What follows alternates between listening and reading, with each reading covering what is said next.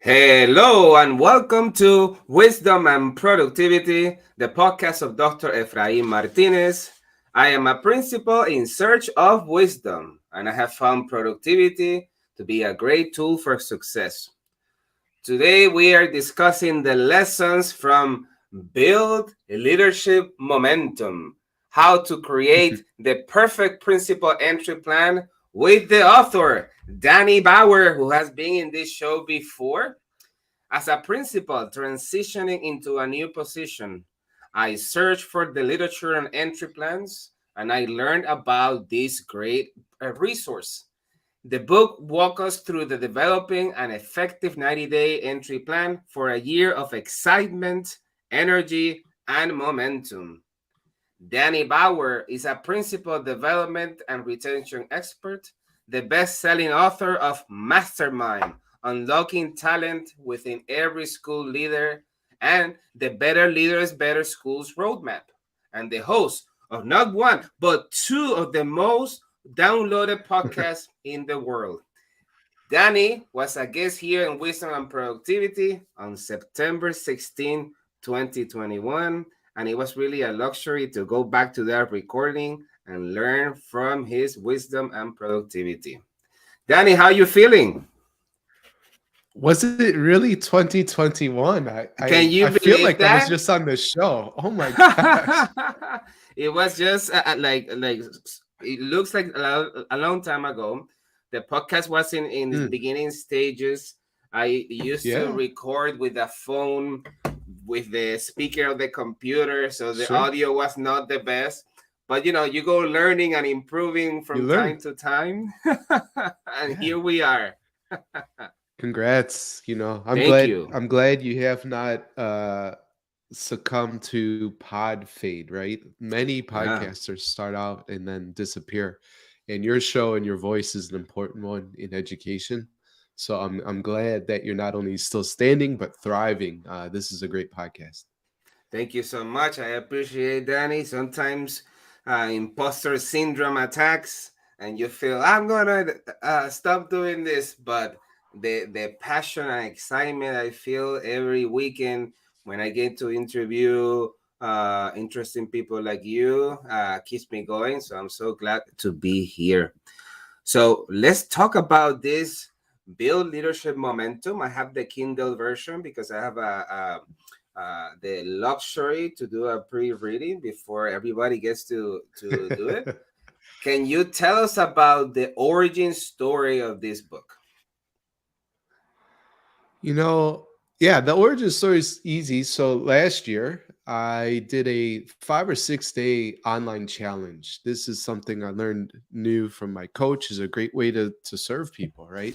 I have tons of content and ideas and want to help, right? My mission is to connect, grow, and mentor every school leader who wants to level up, right? And there's a lot of leaders who want to grow. Um, and we have paid for programs, and then there's free stuff we put out there. So anyways, I do this online challenge. I called it the back to school boot camp, and a whole bunch, like I don't know, 500. I mean, there are a lot of leaders who signed up for that one. And the idea was just to walk them through creating an entry plan as they got ready for the start of the school year. And what I didn't realize at the time, like I knew that the content would be helpful, that a template and a framework would be helpful, but I didn't know that so many people just didn't have anything at all. This really was shocking to me. So after facilitating this online experience, seeing so many leaders, right, benefit from going through it. Like one leader's John Unger, who's a principal in Arkansas. I was interviewing afterwards, like, hey, what was the value? And he said, hey, Danny, before this, like, there were a lot of things that kept me up at night, and all the things were going to get done, but I was always just constantly overwhelmed and stressed, right? And I couldn't rest. And he said, once I had your template and put it into practice, all the stress was gone. That's what he said. All the stress was gone. So I'm like, wow, okay, we need to put this content into the form of a book. And you read it, you could read it in an hour, 90 minutes tops. My goal was to create something that was extremely practical, no fluff. you just get the result, right? Create that entry plan right out of the gates with as few words as possible. And I think we've over delivered on that idea. And that's how we got to the book. Beautiful. I do appreciate that part of the book because you are right. Sometimes we have these massive books, and after you read the first or second chapter, it's a repetition of the same story, right? And you end up not reading Mhm. them and perhaps feeling guilty that you have not been wise enough to keep reading. But this book goes to the point and it has multiple tools to guide you through that Mm. process. So imagine you're a first year principal and you are guiding us. What exactly is an entry plan, and how can an entry plan help principals achieve their goals? Well, to me, it's just a very solid start to a school year, in a stress-free start to the school year. It's if you're an NFL fan, right, which is quite popular, at least in the United States, you see that the coaches, the players, they have the first 10, 15, 20 plays mapped out. Like, this is what we're doing, right? And from there, they pivot and they make adjustments in the game. But the principalship is no different than playing in the NFL, in that if you are setting yourself up for success, you need to plan for that, right? There's a Stoic philosopher, Seneca, who basically said, if one does not know to which port one is sailing, then no wind is favorable, right? The wind of the start of the school year, right? Sometimes they use the metaphor as a train, right? Once the train has left the station, like, there's no going back. So do you understand that you're hopping on that train, or you're in the metaphorical boat? Wind is at your sails, but do you know the destination of where you're going? And what I found, at least doing the challenge, and it's my gut, I've really learned to trust my intuition. That's one of my strengths and superpowers. I just figured, I think this is an opportunity, because I don't know about you. If it's okay, to ask you a question on the Please. show, Absolutely. my lived experience, like, nobody gave me an entry plan. There was no coaching and mentorship around that, right? And I would I love to hear, like, is that the same or no? I thought that when you come in, I was in an urban district, so the Sure. the urban district has the the networks. I thought the network Yep. would tell me, okay, this is your plan for you to follow. And then we have the local school council that is your equivalent to the board. I thought they would tell me, this is the plan for you to follow. And at some point, I even Mm. thought, well, I take it day by day. And absolutely, Seneca is right. If you don't know where you're going, you're going nowhere. Yeah, it's that's pretty wild, right? I think it's the common experience. There's no entry plans shared. There's no templates. There's not a lot of coaching and mentorship.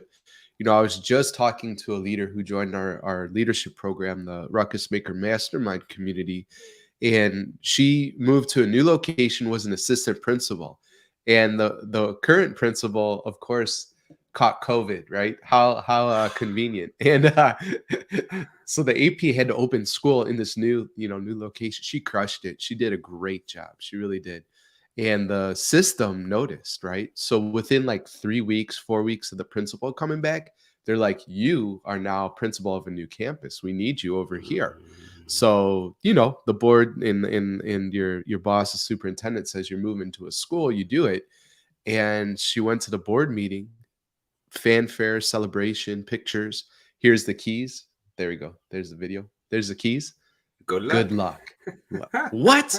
Like, that's the way you are mentored into, right? Your first principalship mid-year. Good luck. Here's the keys. And so this is low hanging fruit. I'm surprised, actually, that there's not a lot of books out there on the topic. I know you just had somebody on the show Yeah. that did write a book on entry plans, but that was actually the only other book I found on the topic, and I didn't realize it was releasing right around the same time too. Correct. There are a few other there are a few other books. You really have to dig to find them. And so I think, whether it's mine or my colleague that you had on the show, at least there's support now, right? And there's a roadmap. And I think the edge, if I talked about like why pick up build leadership momentum, again, if you gift yourself a deep work block of time, let's say 3 hours or so to really do some strategic thinking, you could actually read the book, understand the content, have annotated the book, and drafted out your first draft of an entry plan. And I think that's an awesome way to get started in the school year. Beautiful. Thank you so much, Danny. So, Danny, why 90 days and why this plan is really never done or completed, I should say? Yeah, that is a fun part of the book. 90 days is how I'll answer that in a second, but that's how I love the plan, and I've been doing that since like 2016. It seems like the right cadence, but the plan is never done for two reasons. One, I invite the reader to think about day 91, right? So what's going on there? That's the day after your 90-day plan is complete. And there's a thinking exercise that I learned from Dan Sullivan. I'm in his program called Strategic Coach, but he came up with a question that I love to use all the time too, which is essentially, imagine yourself in the future. So in this case, day 91, and imagine that you are just thrilled with the progress that you've seen, in your life and leadership, and in this case, the development and the momentum that you've created on campus. What do you see? And I like beginning with the end in mind and exploring just all the success and great stuff that you've been able to create as a school leader, because that's now connecting that back to the Seneca quote, that's the destination, right? So let's chart out the path to get there. And you could very intentionally do that. 90 days is great because it's not too short where you feel super stressed out, right? Or there's just not enough time to get stuff done. It's also not too long where you procrastinate, right? We all know if you've got like a whole bunch of space, I'll get to it one day, right? And the other thing too with modern school leadership, if you make plans too far out, they're just going to change. Like the world is evolving. So like, hello, here's Chat GPT, and all schools are like losing their minds. You know what I mean? I think it's a tool. Personally, Chat GPT is now an employee, right? Within my Amen. business. Uh, and it's not perfect, I had it do something for me and it hallucinated and made up stuff, right? Because you have to check this stuff. So that's not a good, and they'll figure that out. But sometimes, here's a clear example. On social media, I like to ask questions that get people engaged, right? Well, I could take the time, and I should, right? Thinking about questions that I like to ask. But sometimes I say, hey, give me 10 provocative questions I could ask about school leadership. It's a good That's a prompt. great way to use it. You know what I mean? And funny, I don't want to make this a Chat GPT episode, but the other day I needed to write well, I was telling you before we hit live, right? I have that live event in Denver, and I needed to send an email to remind people there were a few tickets left. And at this point, there might have been like 5 or 6 tickets left. And so I basically told ChatGPT, here's 6 pages of a Google Doc that I've actually explained the event, and I talk about the benefit and why it's different and how you'll grow. And I said, rewrite it, make it 300 words so I could send it out in an email and invite some more people to my event. And you know what I did, Ephraim? I Yeah. took a nap. I went to bed. I felt tired that afternoon and I slept for 20 minutes. Chat GPT rewrote something. I read it over. I would give it a 70 to 80% uh, accuracy score in terms of my voice. I massaged and revised the rest. You know what I mean? And Yeah. then I put it out. And guess what? 2 people joined the Denver program. So that brought us down to like 3 tickets. And now there's 2 tickets left. So um, it's now on the team. All right. I got a little sidetracked from the No, but entry that's a plan, great but example on how yeah. leaders can capitalize on the new technologies to do the work in a smart way rather than in a hard way. Well, and here's the thing, it plagues education. And before I die, I will have solved this problem for the leaders I support. You can't be a jack of all trades. You shouldn't be a jack of all trades. Schools that try to be everything to everyone create a very average or mediocre experience. It's just not that good. It's not bad, but it's not good, right? Goldilocks would taste the porridge of your school and say, it's okay, right? I want schools and school leaders to be great. And to be great, you have to choose to be great at a few things. So, in this example of AI, my superpower is not my ability to write questions, being with you or coaching, like presence, asking the right question at the right time, that's a superpower. My live events, that's a superpower. Uh, but everything else, I need to figure out actually how to get off my plate. ChatGPT just made that way easier for a lot of people, right? And schools that say like, oh, we don't have the money, to hire or whatever, like it'll be really interesting how they leverage emerging technology to do things that really isn't in their wheelhouse or the best way they create value on their campus. And it could free you up to be great on how you were designed to be great. So that's pretty cool, I think. Amen. Amen. I'm looking Yeah. forward in how schools are going to empower students to maximize this technology for their own learning, rather Yeah. than just uh, like um, like banning it and just saying no. Well, banning is And stupid. right, it's like everything Yeah, that it's is like, banned. Absolutely, man, absolutely. you know, So, I tell me. no, I'll keep things appropriate. Uh, um, I don't want to give the example that went through my mind in terms of, but that you see socially, right? That we ban things that are like social ills or something, and kids are curious, right? And so I think you just need to teach people, and specifically students, how to interact with stuff that's just out there in a responsible way. Because if you just ban it and say like, don't do that thing, that makes them want to do it more. That's just, that's my opinion, and that's what I see play out. But you asked about like how schools could potentially leverage it. Bill Gates wrote one of his Gates letters recently, and I don't know if you caught it, but he talked about schools that are allowing students to use Chat GPT to write the first draft of a paper. Because guess what? They're doing Mm, that whether you allow it or not, right? And then they're trying to turn it in like it's their work. Well, what if we all just assume have Chat GPT write the first draft, right? And now, because we know what you're doing, the grade and for you to show your understanding is to actually fix all the errors and turn it into a way better second draft. And that's the writing process anyway, right?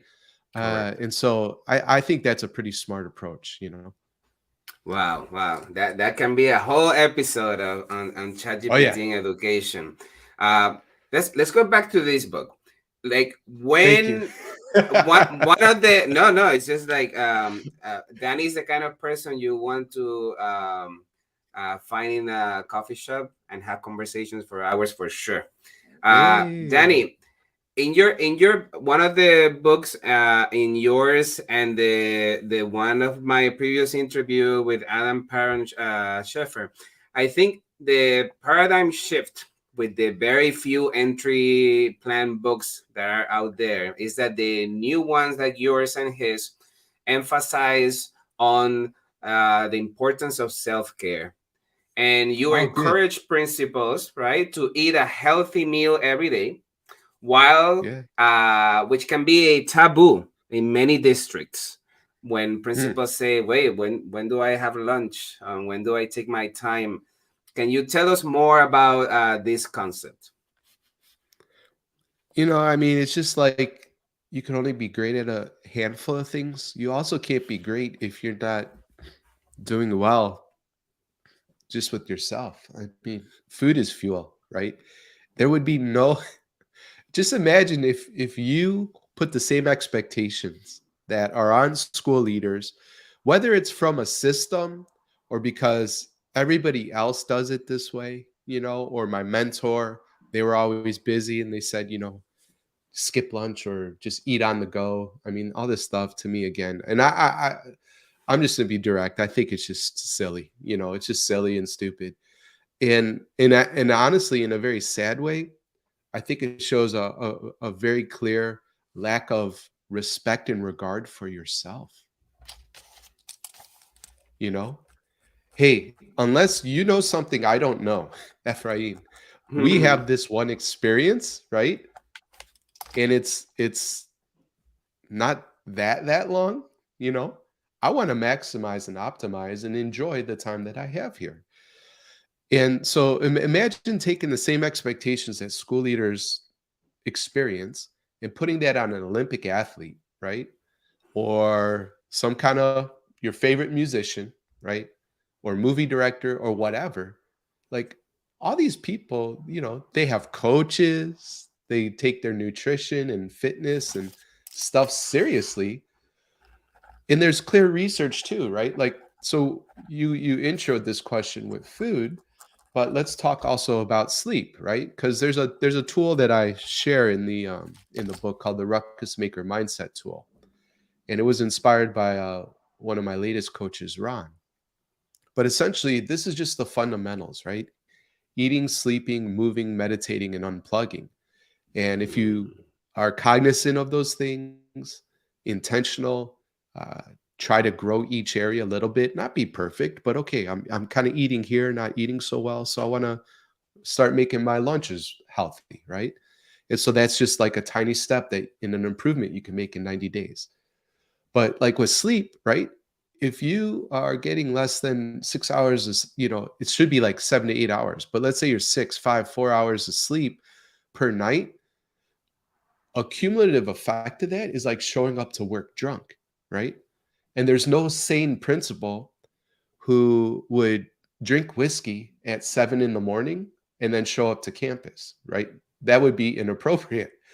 But actually, not taking care of your sleep hygiene is that you might as well have the whiskey. Yeah. To be clear, I'm not telling you Hmm. like don't drink We before get it. school, right? But Absolutely. like that's the same impact in terms of your mental impairment, and the same thing with food, right? Like how do you plan on optimizing and creating the top value you can for your campus if you're just like, I don't know about you, I get hangry, right? And I have to be really careful around that. I'm quite irritable and not very fun to be around, and I'm certainly not making great decisions when I'm super hungry. So eat. Yeah, You're allowed and to eat. it's good that you say that because what I have seen is that um, somehow strategically schools have a lot of candy and chocolate around, and while you are sacrificing all this time for work and school by demonstrating that you don't need to eat and take a moment for yourself, you are walking like a mad person, grabbing candy here and there and Yeah. getting sugary things that all they do is create all these extra complications that people might not see in the moment, but you will feel it immediately and in the long term.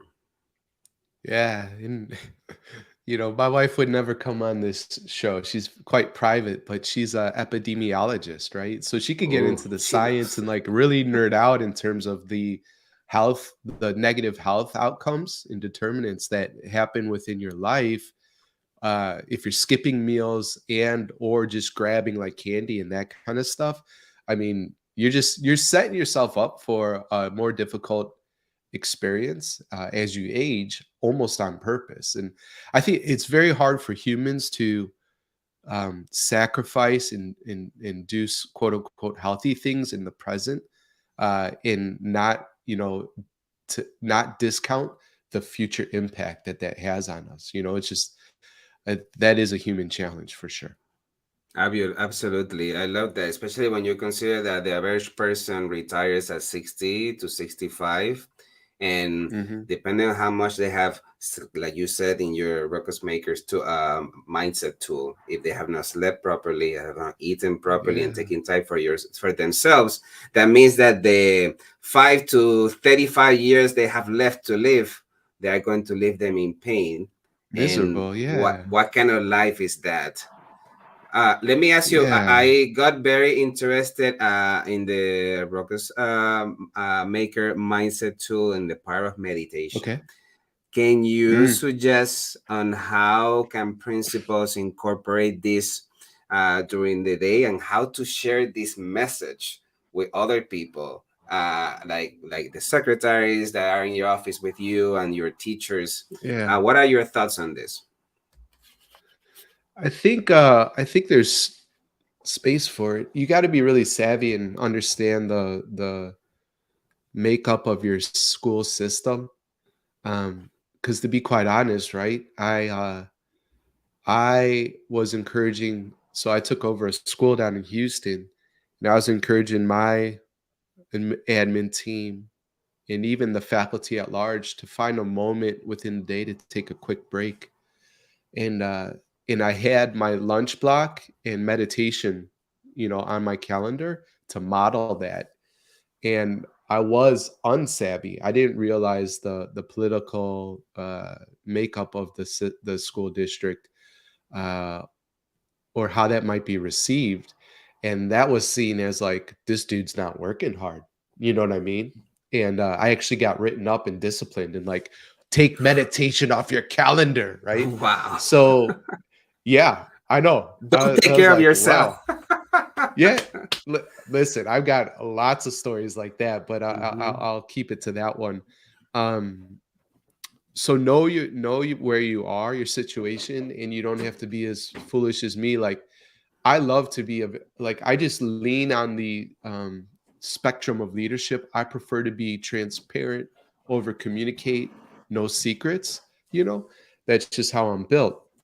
But in this case, it got me in trouble, and I eventually took it off my calendar. It doesn't mean I took it out of my day, because that's like a part Hmm. of me.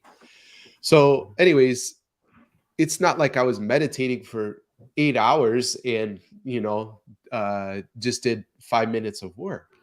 I wanted like 5 to 10 minutes after lunch, and I think that's still very appropriate. So listen, there's great systems. I was visiting one of my clients and dear friends, Demetrius Ball, out in Northern California. In his school, like many schools, have wellness centers these days, right? Wow. And it's a space for where a student or a faculty member who needs to just like pause, you know there's a safe space to do that. And they have, the light is a different kind of light than the industrial complex, like, hospital type lighting in schools. They had a lot of comfortable places to sit. They had sort of different games or sewing and tea, and if you wanted to meditate, they had a space for that. So I thought that was really neat. um, and so I would just encourage, school leader to find 5-10 minutes. And it's not, you don't have to sit in a certain type of way. Your legs don't have to be a certain way, or your hands. Listen, I'm actually going through a 2-year mindfulness and meditation certification program taught Wow. by Jack Cornfield and Tara Brock, who brought many of the ideas of meditation and mindfulness from the East to the West back in the 60s and 70s. And they're my teachers, right? So, anyways, going through that program. And if I if I made a case for meditation, why should a school leader meditate? I would say it's going to help you observe more, be less triggered by events that happen. Stuff is going to go off script. And if you would benefit from being less reactive, right? And could just say, like, oh, I see what's happening here, and I'm not going to bite the hook, right? And get caught like a fish, and all of a sudden lose my mind, or say something that I'll regret later, or do something that violates my leadership values, right? Meditation will help with that. If you ever have a parent come in and they're upset, or a teacher, right? And you're wondering just how to handle, meditation helps with that. Calm, peace, clarity, focus, being able to focus. Um, I think it's another way to actually re-energize yourself, like kind of reboot. We do that with our devices, and so we could do that with our own operating system. And it's helped me, I think, just be more content and joyful, right? And appreciative, gratitude. So there's a lot of practices there. And I mean, we can nerd out as much as you'd like, Ephraim, and on meditation mindfulness, but that's the case. And then how do you do it? Listen, I would recommend using your breath if that feels comfortable. It's not comfortable for everybody, but for many people, using your breath could be an anchor, and just observing that you breathe in and you inhale, exhale, and you're actually not controlling that. It's just happening, right? And then just see what else is happening in life, in experience. Oh, that thought is just happening and then it disappears. Or that emotion, that stress about the thing is right here, but then it actually just disappears and something else comes in. And just like looking at all of that and not necessarily judging it, but just watch the movie of your life. Beautiful. That here, masterclass, incorporate meditation any way you can. It could be a 30-second thing. It doesn't have to be, I know many of us will get in trouble if we put that in our calendars, but it is something that absolutely you can find a time for. Can So I add in two more the, quick yeah, things Danny, go on ahead. meditation? I'm Go so sorry. ahead, please. So in it doesn't necessarily have to be sitting, right? You can meditate while you walk, you know, Mm. and just like you could just tell yourself, okay, left foot touching ground, right foot. You know what I mean?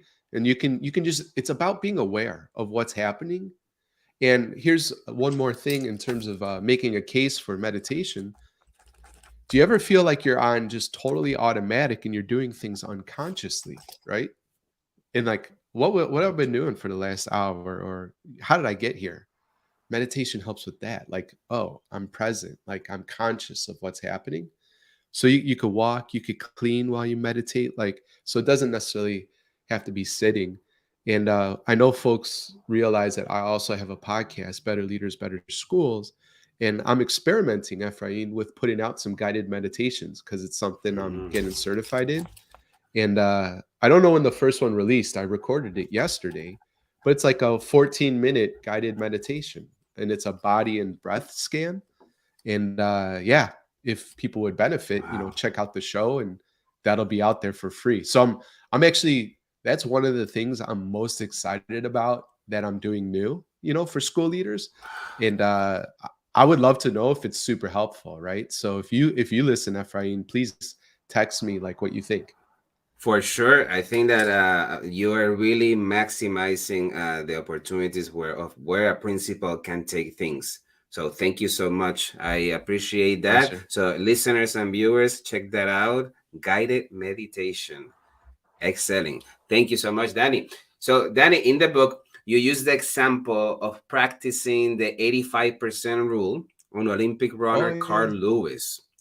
Can you Yeah. share with us how principals can emulate this 85% rule as a tool to take care of themselves? Yeah. Well, first, let's all check in. So we're recording, and I know we're streaming live, and it's May.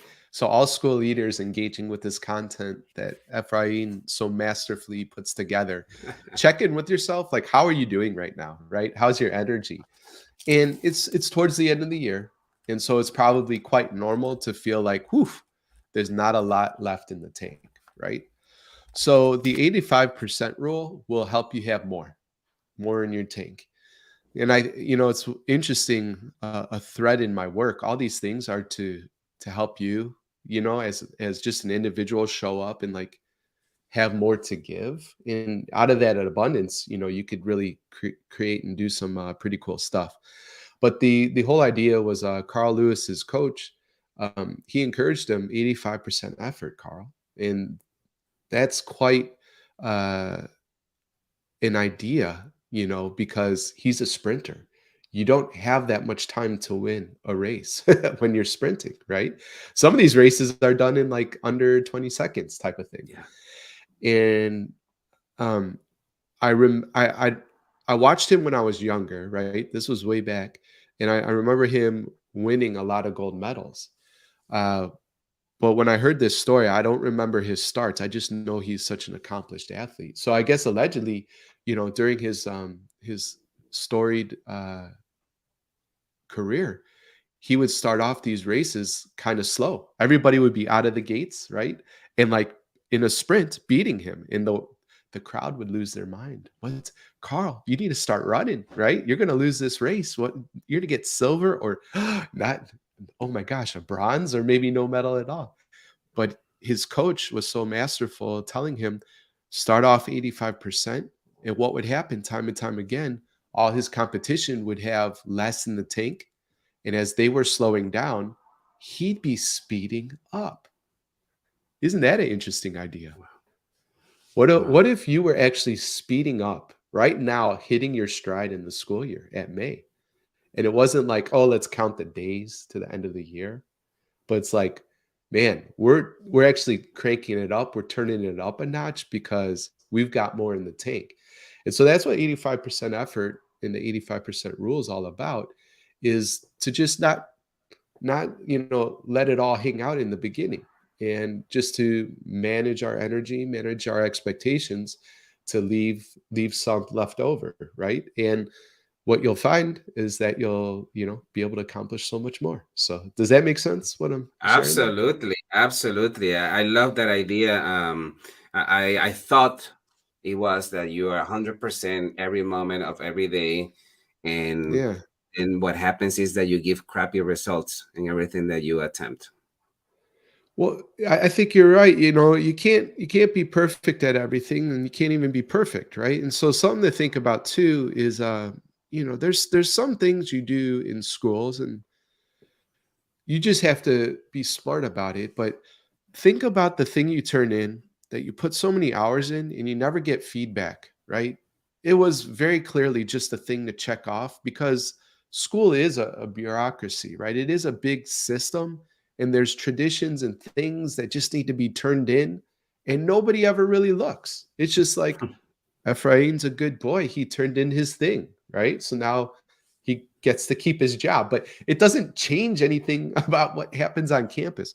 So you have to start figuring out what are those things. And then 85% effort actually is probably like 20% effort on those, right? You could give a D effort on Absolutely. some stuff because you just turn it in, and you don't get feedback. Like, why stress over it? But the things that really matter, you got to identify, and then put all your effort into that, right? To create something special. So it's just being Beautiful. smart about the work. You know what I mean? Yeah. And you can't, yeah, everything's not an emergency. So it's really about priorities, values, this kind of stuff. Well, talking about values, you mentioned about the importance of the powerful approach of defining your values as a school leader. I was Mm. particularly impressed with the purple cow idea from Seth Godin. Can you tell us more about how can principals and school leaders incorporate this concept in the things that we do? For sure. Yeah, Seth is such a inspiration to me, and I consider him as a mentor from afar. It's not like we have coffee or but It's like me with I've Robin taken my Sharma. He's my yeah. my crush mentor. Yeah, okay, cool. Yeah, that would be Seth for me for sure. I've read all his books, I've taken all his courses, I did his Alt MBA, I became a coach for the Alt MBA. But he wrote a book called Purple Cow, and he tells a story, and I've made it my own. But basically, like, listen, I grew up in Illinois and Chicagoland area. Went to school at University of Illinois, and you drive down I-57 south, and it's an extremely boring drive, right? Illinois is already like northern. It's boring because it's flat, right? So you're driving through a lot of farmland, and just from a complexity, it's not very interesting in terms of driving. There's no hills and mountains and stuff like that. So, anyways, you go through the farmland, you see a lot of soybeans and corn, right? Farms, and you see cows. There's black and white spotted cows. There's brown and white spotted cows, but you never ever see a purple and white spotted cow. And Seth's point is, if you did, the second you stopped your drive, you would call, or at this point text, or put on social media, there's purple cows, on the way down to Champaign, Illinois. Everybody, you got to see it. And it would become a thing, and it would go viral because it's just such an interesting, unique idea in cow.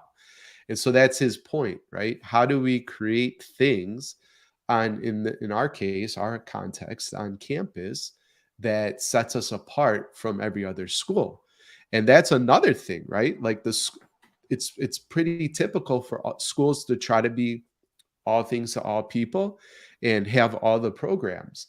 That would set you apart as a campus if you said, we do these 5 things great and only these 5 things. Well, what about the other? Well, that's not our superpower, right? And we understand your kid might be interested in it. And we could even connect you to the school down the street if you want to participate in that program. But these 5 things, we will make your kid an expert in, right? Is that attractive to you? And so that's purple cow thinking, right? Maybe it's that you have some sort of like STEM or STEAM program. Maybe it's like how your school is interacting with AI. Or my friend John, his school in Ventura, California, called Ace Charter School. Literally everything in that school, besides the foundation and the beginning 4 walls of the school, was built by the children, right? Because it's an Wow. architecture, construction engineering school.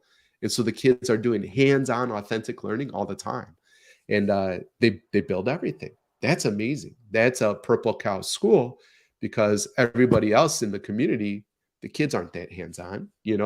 And for the specific kid that will work for, that's the place to be, right? So that's how you do purple cow type stuff and live out your values. I love it. Beautiful. Thank you so much. Danny, why should principals stay away from having an open door policy? Oh, how much time we have? So I have very few enemies in education. Where I didn't realize we'd be talking about a few of them today. One was like just tradition. That was sort of a meta idea. We've never named it, but you can tell that I want to challenge the status quo. Another one is not taking care of yourself. A third enemy in education would absolutely be what you just brought up, right? And so the challenge there, listen, is that um, I mean, where is your focus on this stuff? You know what I mean? Um, I think it's quite a challenge, and I don't know if that's making sense or not, or if you want me to give more of a specific example. Well, let me give you this example. I remember when I Yeah, started, I said openly in my first meeting, and I have an open door policy. yeah, And very difficult parent A came one day yeah, and said, I'm here to see the principal. And they told her, he's in a meeting. So the parent came the next day at a different time, yeah, and she came, I want to see the principal. And they said the principal is supervising lunchroom. And she came on the third day and the fourth day. So in the LSC meeting or the board meeting, she right, complained that the principal lied because the principal said he had an open door policy, yet he is never available. So how can right. having an open door policy set principles for failure? Question A. And question B is how to communicate to your staff and your families that even though you don't have an open door policy, you have blank. What is the Yeah, best alternative? yeah. I should have been way more specific. My first response was not adequate at all. But the open door policy, it sets you up for failure because uh, if you're always accessible as a leader, that means you can't get done what only you can do, right? And you have a revolving door of priorities, which might not be your own. And it's just like starting your day opening your email, right? Which is other people's priorities for you. So it's really hard to accomplish the most important thing in a day by starting your day with email, by having an open door policy. And there's very clear research too that you actually can't be effective and multitask. And when you're starting and trying to get momentum and progress on something and you stop and switch tasks, it takes, I think, the residue, they call it residue too. Like that should tell you something. Attention residue. It's like, ugh, slime, Ephraim. Right? Is it green slime or purple slime or something like that? And anyways, it takes 10 to 15 minutes to get even back to where you were at. So now you're actually just wasting time. You're inefficient, you know? And so that's a problem. And you're just in. So basically, with the open door policy, you are telling everybody, I want to be a less effective leader. I am a less effective leader, right? So is that who you want to be? And if that's okay, great. Now I think I understand the counter argument. They people school leaders will say people over paperwork, right? Have you heard that before? Mhm. Yes. So people over paperwork. I agree. People matter more than paperwork, right? But you have to have some leadership boundaries, because if you, again, investigate your experience as a school leader. If you feel depleted or you're on empty, if you resent, that's a strong word. Some school leaders resent that they haven't seen their family in God knows how long, right? Or you have children, oh, you missed the performance or the sports game, right? And that'll happen. Being a school leader is demanding, but you don't have to miss your kid's entire life. I had a school leader, I won't mention her name. Mhm. She admitted to me, Danny, I'm a better mom to my students than to my own children, right? What's going on there? You're working too many hours, you're too accessible. So, what's the alternative? It's not a closed door policy, and people, they don't listen to my entire message, right? And so there's just like, oh, Danny says no open door policy. I'm never accessible. Closed Well, door. if you do that, yeah, yeah. It's not a closed door policy. It's a here's when I'm available policy, right? And why is that? Because I care so much about this school and your kid and all the students that I have to at times close my door to do only what a principal does. And just like you, I have a family that I love, right? And honor and really prioritize. And if I'm going to have a relationship with said family, I actually can't work 24 hours, 7 days a week. And so it's just, these are choices. These are choices. And again, priorities, right? You show me your bank account, you show me your calendar. I know everything I need to know about you because they reflect your priorities. Amen. Very well said. Thank you so much, Danny. In the book, again, you need to read this book, guys, because it's really going to drive you to the point. Danny shares a blueprint on a get to know you survey that I will for Oh, sure steal verbatim in my new school now yeah, in the fall. So thank you, Danny. You made my work so much yeah. easier. Can you That's share what I with try to the do. listener? Thank you. Can you share with the listeners and viewers of the show what is this survey about? What is the purpose and the expected outcomes of what to do with the results of that survey? So I was talking to one of my private clients that I coach one on one, awesome leader down in Virginia, and part of the survey is, well, let me tell you what he was going to do. He was going to go in, give the State of the Union address, and like deep dive into data and all that stuff's important. And I'm sure you're going to do that at some point as a school leader. And I was like, whoa, whoa, man. Like, you're going to do that.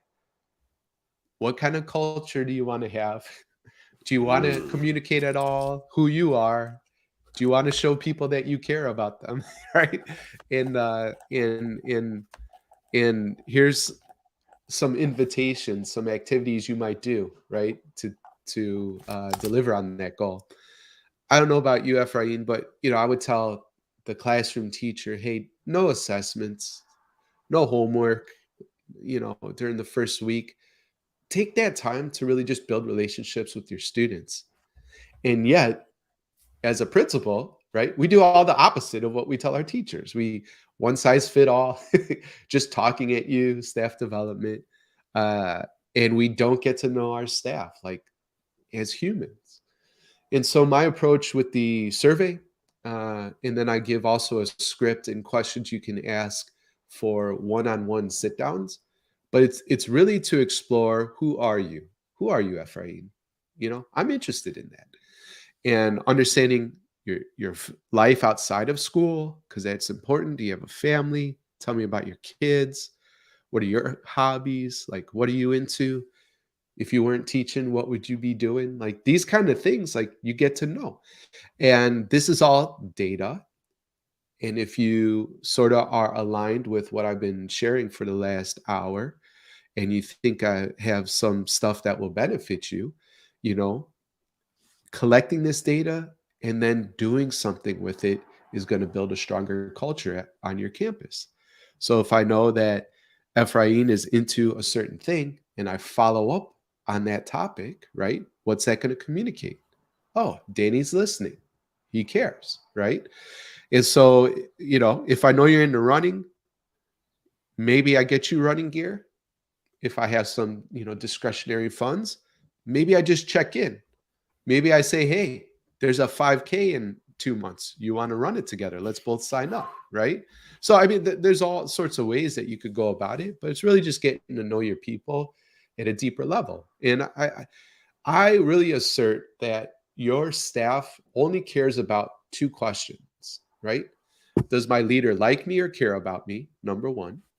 And number two, am I doing a good job? If you could answer both of those questions and people know where they stand, I think you're going to have a much stronger school culture, right? But in the absence of knowing those answers, oh, this guy, he doesn't like me, he doesn't respect me. You know what I mean? Yes. Who knows how I'm doing? Maybe I'll start looking for another job on a different campus, you know? So answer these questions for your people. That's all they care about. I like I said, my what advice do you have for me? So my thinking is that I have been meeting the faculty already. The new district has been so awesome of bringing me in Yeah, like months before I start. right. And Um, congrats on the new role. That's Thank you, exciting. thank you. So I have been preparing this survey to send them. Yeah. I'm not sure yet if I'm going to do it before the school year ends or right when I start. I start in August 1st. My Okay. question is when I meet one on one with the staff member already having this survey, so I'll be able to say, "Oh, Danny, I know you like horses, right?" I will have all this information. How long should that meeting be? Should be a half hour meeting, 10-minute meeting, 1 hour meeting? What is your advice on having that one-on-one follow-up conversation with each staff member? Well, let me tell you what I did that was a mistake, and then you can learn from that. But I think also it's a function of how big your staff is, right? Because the guy in Mm, Virginia that I was talking about, he has 500 staff. Whoa, it's a big, that's a big staff. So yeah. we said in here, and this is actually another tip. You didn't ask for it, but you're going to get it, and the Please. listener is going to benefit too. You have a lot of power as a school leader, and realize like you get to in many ways decide what game you're playing, right? Not in terms of standardized test scores and AP, like there's certain dates that things need to be done. But he had in his mind, I need to meet with people by July 1st, right? And I was encouraging him to not just meet with instructional staff, meet with custodians and, you know, folks in the cafeteria and every adult in the building. Well, that's going to be virtually impossible by July 1st. So, what if you held that deadline lightly or loosely? Okay. Mm, I'll meet with a representative body of the staff by July 1st, but I'll keep meeting until October 1st. And now the stress and pressure's gone. So that's kind of like a meta tip I want to share is sometimes we define rules that just make things harder for us. And we can like, oh, what if I look at it this other way? You asked about like how long. And I said I would share a mistake that I made. The mistake was not the length of the meetings. The mistake was that I did them all, not all, but I had a portion of the day that were back to back to back without buffers in between. And I found my energy really deplete, and I was just like really less present and yeah, distracted and tired, for people that met with me later. And that wasn't cool. So I would have put more buffer, in between. So I think it depends on the size of the staff. An hour to me feels pretty long. I would probably keep it somewhere between like 15 and 20 minutes or so. In some of the stuff, right? If you follow and if go get the book, Build Leadership Momentum. If you do, the questions are in there, and then there's a resource guide too, which has everything you could just download, right, and throw it into a Google form or whatever survey of choice. Um, but another thing that this guy in Virginia wanted to do was have the one-on-ones on what should we keep doing, right? What should we start doing that we're not doing yet? What should we stop doing? And that's a very common protocol. And I thought that it's a pretty good discussion to have one-on-one, but I thought it was a missed opportunity that you could very ask at scale on a survey because it's not personal. And then use the time like Ephraim, I noticed you mentioned these things, and now I have follow-up questions. So you're going deeper, which is cool, and you're efficient with your time. And now you could also focus on the personal side of things during the one-on-one as well. The other question that I love on the staff survey, especially if you're new to a building like you will be, what do you want to know about the principal? That's a key question, right? And people are going to ask, and depending on your leadership style, if nothing's off the table, answer that stuff. People are going to like really love that. Okay, cool. Now I know who this person is. The other question that I really like is, if you were me, what would you focus on this year?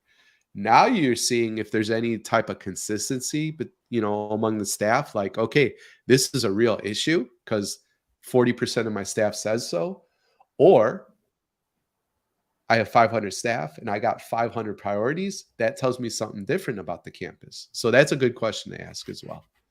Beautiful. Now that you say that, you mentioned the example of the guacamole type of leadership.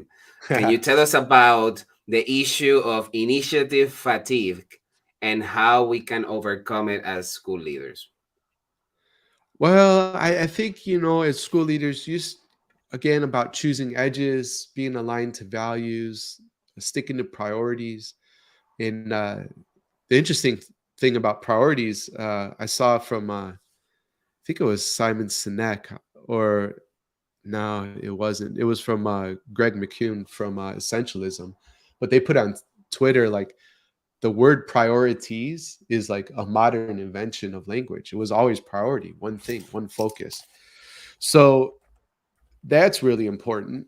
But I would say, hey, what are those 3 to 5 things tops that you're going to focus on? If you do any more than that, you're not going to be able to do it well, and people are just going to get tired. The other thing that school leaders really need to guard them against is just being sort of a blow in the wind type of leader, and like, oh yeah, now we need to do this, now we need to do that, right? And that gets people like really frustrated. So if you want to make your staff mad, change directions every month, right? And I don't know if that's boredom. I don't know if that's a systems thing where the central office is like, okay, and that's a bigger problem because you might have less control. But if you want to be extremely successful as a school leader, have the courage and strength to say, this is the direction and we're sticking to it, right? That doesn't mean be inflexible, and not allow pivots to happen. But it's not just like I said, blowing in the wind, like, whatever's happening type of leadership. Beautiful. Thank you so much. You have a framework for the 4 steps on instructional leadership. Can you walk us Uh, through this model? Yeah, for sure. Let me pull it up in the book because I have to even remind myself what I created there. But Yeah, and shout out to my co-author because it's this book was a team effort. So Ariel really took the lead here. But you'll see in the book, in terms of instructional leadership, it just follows uh, a four-part structure, which is gather data, right? And so, a lot of times they say data rich, information poor. So be smart about how much data you collect, and the data you collect should be the reason, like you're trying to get to a certain goal or outcome or answer a very specific question, right?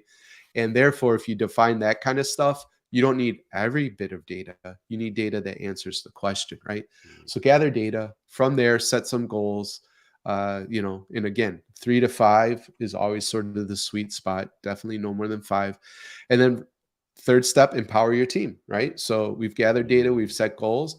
All right, everybody, if this is the direction we're headed in and we're all on the same page there, how do we accomplish it, right? That feels pretty good to be a part of that conversation.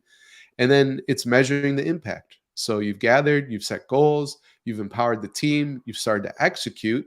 Have we achieved the thing that we're attempting? And if yes, cool. Do we want to continue?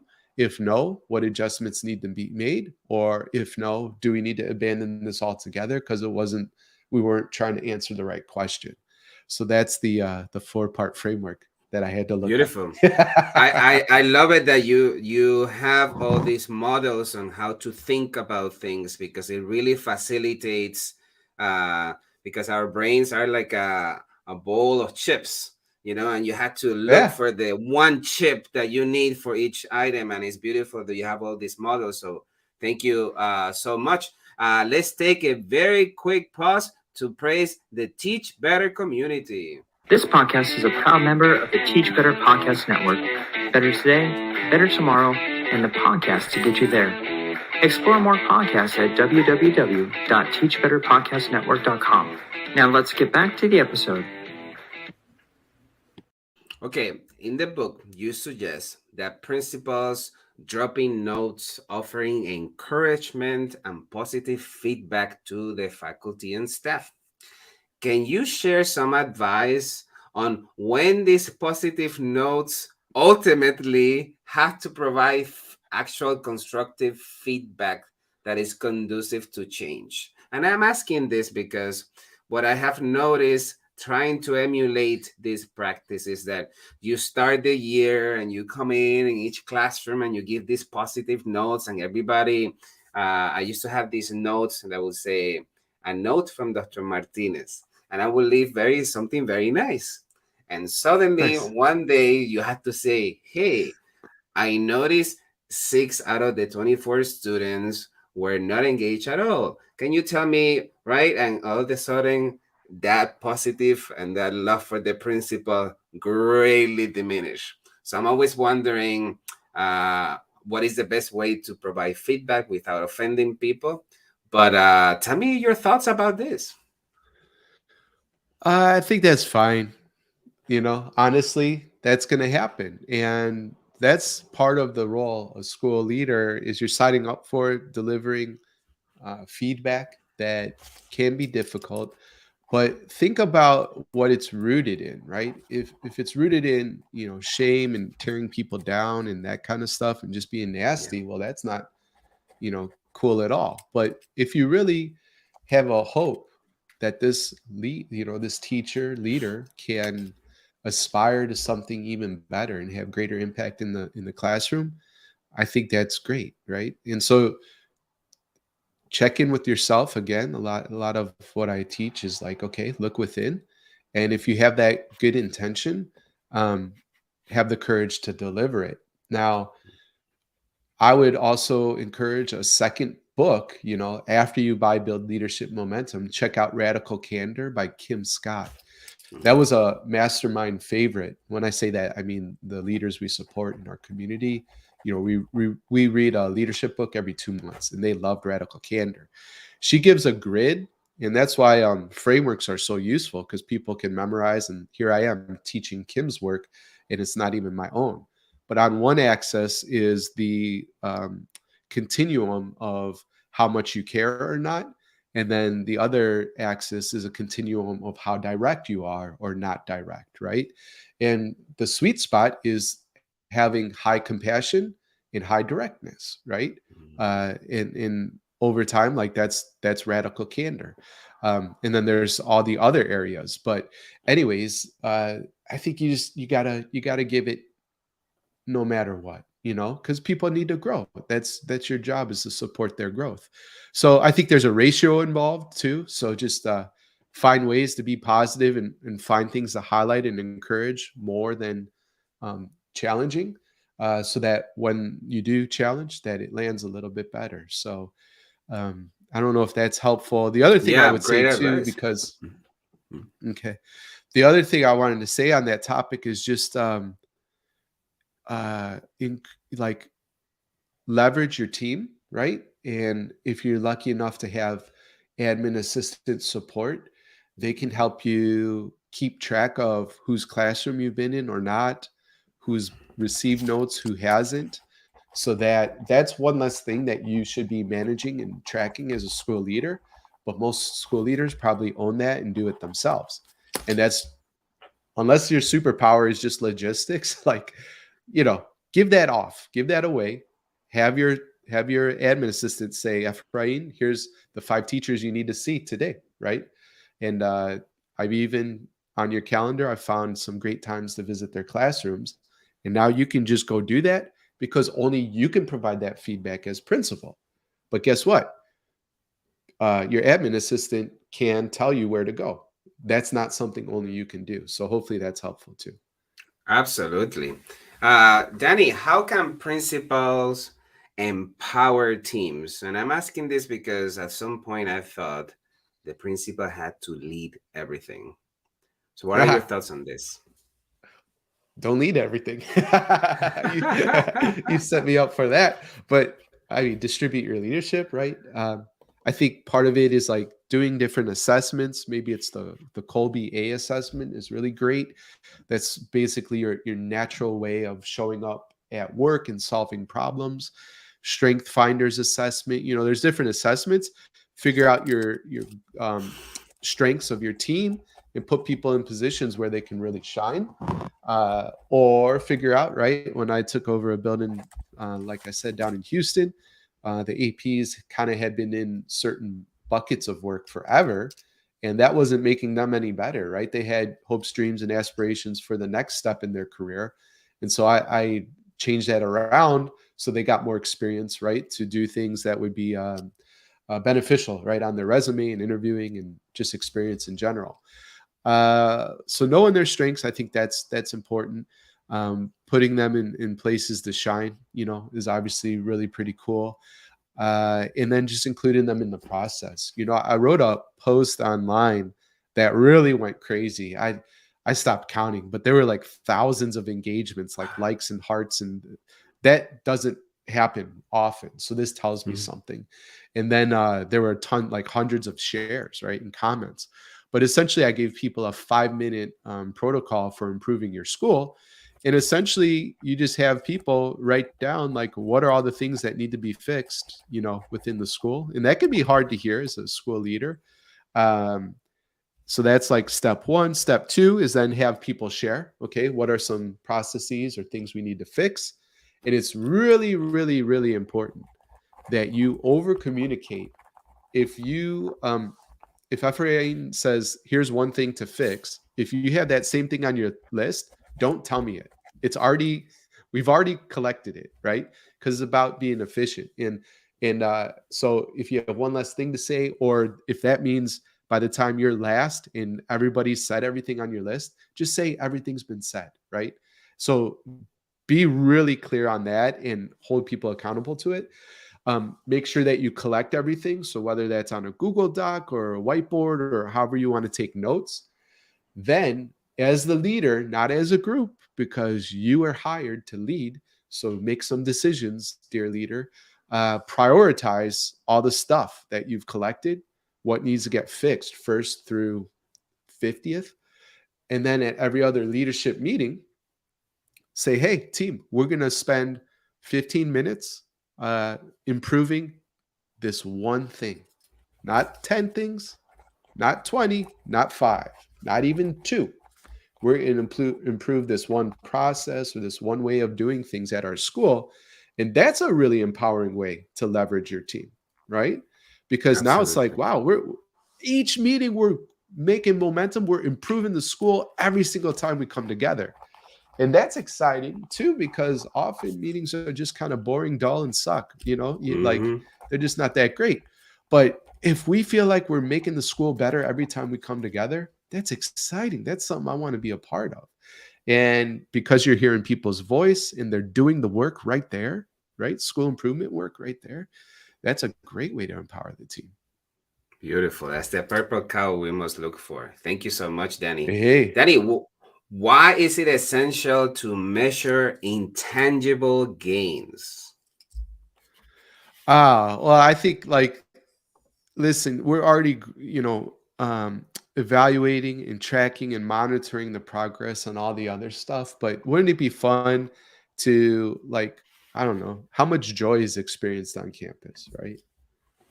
How much fun do we have here, And so I think those type of things that are sort of out of the box, but lead to a happy school, a happy campus, a happy culture. And maybe it's through like a Likert, or Likert, I forget how to pronounce that, but you remember, like, strongly disagree to strongly agree. Like, you Yeah. can measure, you can ask those things, right? And just check, like, it's a pulse. It's kind of like a pulse survey, just getting the temperature of the building. But the business of school, that's all ultimately very important. But that's not the only reason people are there. And school is such a great social experiment and bringing people together. They say, I mentioned this in my first book, like Disney should not be the happiest, quote unquote, happiest place on earth. It should be schools, period. It's not Mickey that makes it the happiest place on earth. It's the children. Every school has the kids. So we might not have the rides and all that kind of stuff and the characters, but we have the imagination, right? Let's measure that kind of stuff. Amen. On page 47, you mention about the difference between staff feeling that they belonging versus othering concepts.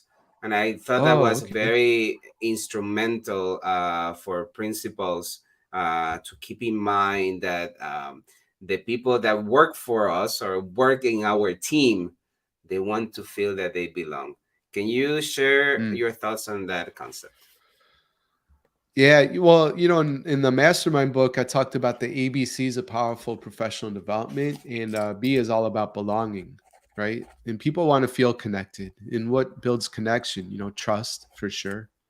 And trust, according to research, is built. You earn it through developing positive relationships, right? By basically wisdom, like this show, but good judgment. It doesn't mean that you're always right or that your decision, like, you have to separate decisions and process from outcomes. There's sometimes that you have a perfect process or a sound process, and the result still, because it's ultimately out of your control, isn't what you wanted. And you have to separate yourself from that. And that builds trust. Okay. Did my leader have my best interests in mind when he or she made the decision? Right. And then the last piece of trust is consistency. Do what you say you'll do. You know what I mean? So that's trust. Google researched, right, all their teams. I don't remember what year, but obviously it's a lot of people. It's a big sample size. And they wanted to know what made the highest performing teams the most successful. Was it that they all had A player talent? Was it that they worked harder, longer hours, or whatever? No. What they found is that they had psychological safety. So trust, safety, these kind of things help people connect, help people feel like they belong. And inclusive environments is important too, right? Do I see and hear you like who you really are? All that you bring to the table, from your gender identity to your cultural background, all that kind of stuff, right? And so that just matters. And yeah, again, bringing this leader I coached in Virginia, I said, do this activity, and I learned it from Dr. Susie Wise in Stanford. But it's just a mind map. So every leader do this activity in the beginning of the year. What is belonging, right? Put that in the middle, draw a circle around it. What is othering? In the middle, draw a circle. You have butcher paper, it's on the whiteboard, it's on a Google Doc, whatever. And then have people just draw off of it, like, what does belonging feel like, right? How do they experience it? What does othering feel like, look like, sound like? And now you've just defined the kind of building you want to create. I mean, Mm. there would be no, I hope there'd be no teacher saying like, oh yeah, we want this othering type of school. No, we want to create like this school where we feel connected, where you feel valued, where there's dignity, involved. And so, and if it's a common definition, right? Now in all those moments, whether it's a classroom observation, just, the impromptu connection in the hallway, like, Ephraim, I saw that you did this with the student, and like complimented, I don't know how they did certain thing. I bet they feel like just so great about that, right? Thanks for taking time out of your day to notice that awesome thing that you did with the student and foster a sense of belonging on campus, right? Or, hey, I noticed that you were a little short with them, right? Or use this word, right? What did that tell me more? And was that more belonging or othering? You know what I mean? And so you can be facilitating a really awesome environment on your campus all the time just from that one activity. Beautiful. This it is so important that principals have people on board, and one of the great suggestions that you have is that you have to have these continuous celebrations, and you give the example of the process on how to have teacher or staff of the month. Can you share with the Oh, listeners and the viewers that example, which I thought it was majestic because it takes away from the principal is selecting the favorites, but the peers are the ones who are. What are? Can you share with us that idea? yeah. Yeah, I've done this at a number of schools. I mean, hopefully you have a culture team, so the culture team ultimately will make the decision and vote. But this is again like maybe as a purple cow, it's just common sense to me, and not every school does this. Do this as a school. So, staff member of the month award. You notice I said staff, not teacher of the month, and that means every adult, right, in the building is on the survey. So could be selected and could be the winner. We've had, in the past, I've had security guards and hall monitors, right, win the staff member of the month, and that's awesome. So, person filling out the survey, their name, drop down of all staff, uh, what value did they live out, right? So now you have an option for the person filling out the survey. Okay, value X, Y, or Z. You might even include, and I would, a short description of what the value is and what it means. They pick that value, right? And then an open-ended question: how did they live out or demonstrate that value? So now you get to hear specifically, because specific praise is matter, it matters. How did they demonstrate it? And anything else you'd like us to know, right? So now you have who did the survey's name, you have the staff member's name, the value they lived out, how they lived it out, and anything else. And the key step there is to have the culture team vote, right? And it's cool, right? Depending on, do you want a plaque? Do you want a gift card? Do you want to do anything silly around it? Um, and somebody wins.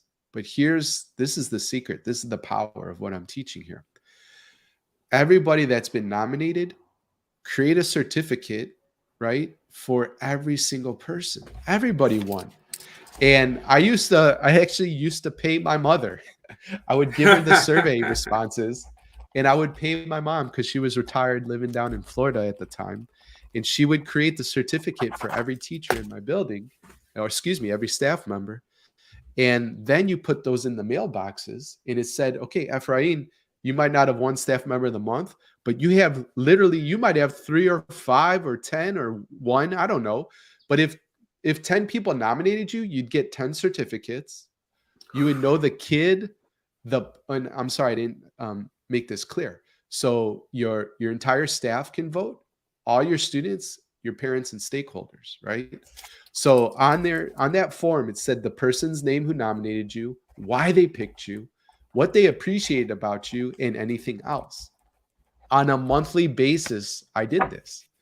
And what was really interesting is that people would then, I mean, that was all over everybody's office or classroom.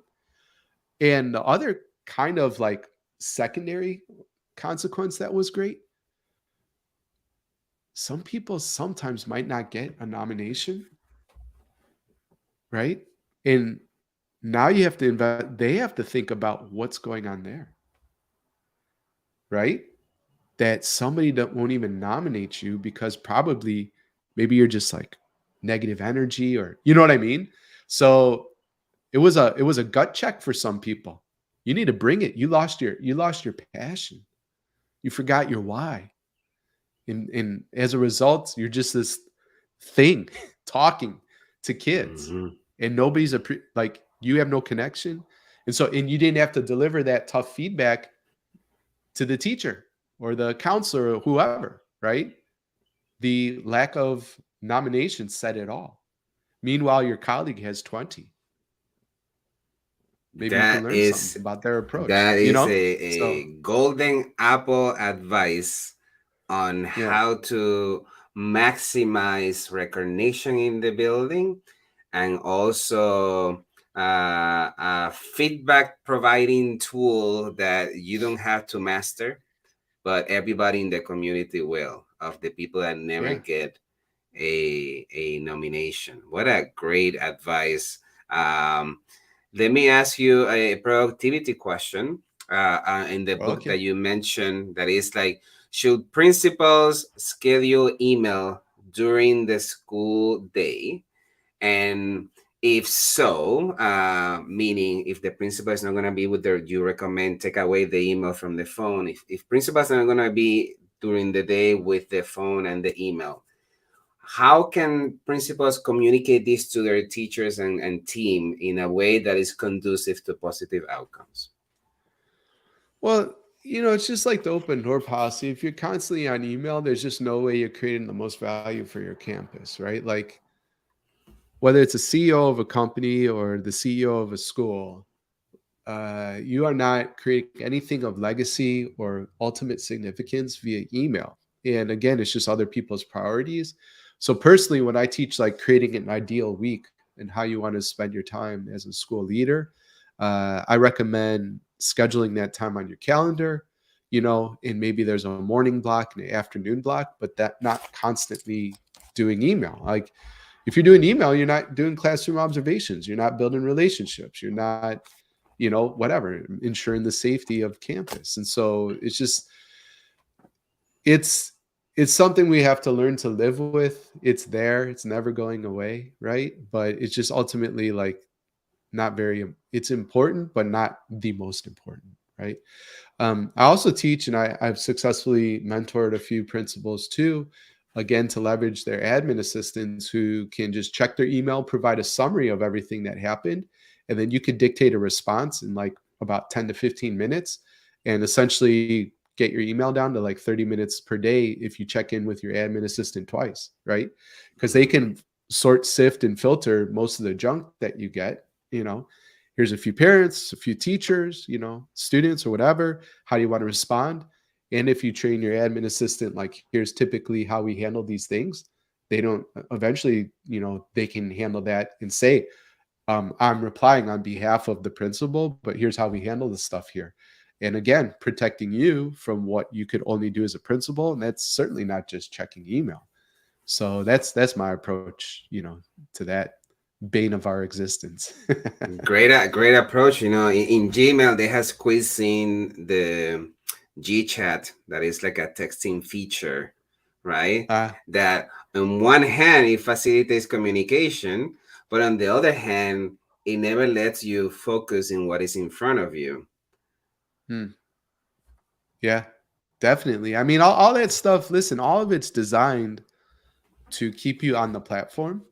And they have a bankroll of like, millions of dollars of neuroscientists that know how the human brain works and what it responds to.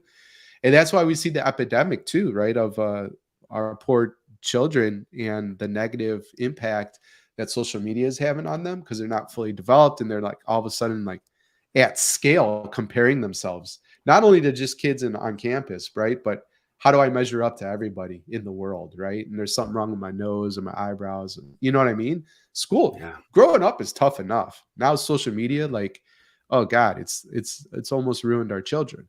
But Yeah. as an adult, listen, you don't have the willpower. Like, you just don't have the willpower to say no.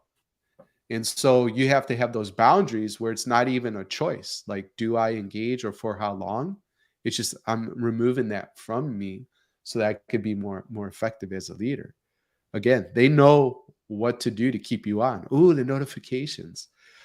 10 people liked my post. I'm now important. Like, oh, it feels so good. Right? Yeah. No, like, Yeah. who cares? But it's just really hard to Mhm. resist. Beautiful. Danny, can you share with us what resources can the readers of your book find there, and how can we find your book? Yeah. So if you go to buildleadershipmomentum.com, that will redirect you to a page where you can purchase the book if you're interested in that. So that would be super cool. And I think you'd find it really helpful if you liked anything, we talked about today. In terms of what's on there, resource wise, I mean, there's a bunch of stuff. And like right now, we're obviously live. It's May 20th, depending on when somebody engages with this. I have some bonuses until May 23rd, which includes an autographed copy of the print books, which should be starting to print next week. You get a special video training, even though the book's about how to start the school year off, right? Powerfully. I have an end of the school year training that you can enjoy. Fillable PDF, right, with your entry plan, plus the filled out PDF of the entry plan template. I have a 12-month principal checklist. So here's all the things to be on your mind. And not only that, there's a blank area for campus specific because every campus is going to be a bit different. And then what worked this month and what do you want to change? Now you have a protocol and a system for capturing, right, and improving for next year. It only takes 5 minutes, right? Let me reflect on the month. What worked? What do I want to change? So that's a really pretty cool checklist. And that's for everybody that buys a copy. If you buy 5 copies, then I'll do a coaching call with you. And if you buy 25 copies, you could have a special VIP day with me in Syracuse, where we're going to do a live mastermind in the morning. We're going to hike around Green Lakes State Park here in New York, do a guided meditation out in nature, which is fun for me, and afternoon individual coaching sessions. That's limited to 10 people, and 2 people have already taken advantage of that. So Wow. that'll be fun. That's on August 12th. So yeah, there's a bunch of bonuses that you could download and trainings and stuff, and all for the price of a book, 10 or 15 bucks, right? So Wow. I'm really trying to over deliver there. We are lucky to have you, Danny. I think you're on mute, Tyra. I can't hear you for some reason. Am I? Let me see. You can hear me? You can hear me? Huh. What happened here? Let's see. What about now? What about now? No? Okay, so wait. We cannot hear Danny, but this has been a great interview. We are so grateful to have Danny as guest in our show. Some audio issue is happening, but I'm sure Danny is also thankful of being here. And that is all for today. Peace and calm. Thank you for listening to Wisdom and Productivity, the podcast of Dr. Efraín Martinez. Chulo. And LS.production. Chill out.